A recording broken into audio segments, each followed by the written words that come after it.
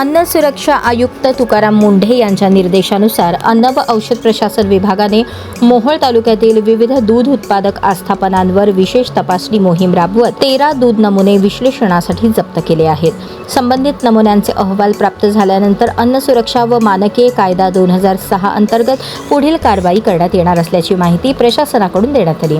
4 जून रोजी सहाय्यक आयुक्त अन्न देसाई यांच्या नेतृत्वाखाली अन्न सुरक्षा अधिकारी रेणुका पाटील, डॉक्टर उमेश भुसे, डॉक्टर मंगेश लवटे देशमुख तसेच जिंतूरकर यांच्या संयुक्त पथकाने मोहोळ तालुक्यातील चंद्रमौली MIDC, कातेवाडी, पेनूर, सारोळे आणि तांबोळे येथील 6 दूध उत्पादक आस्थापनांची सखोल तपासणी केली।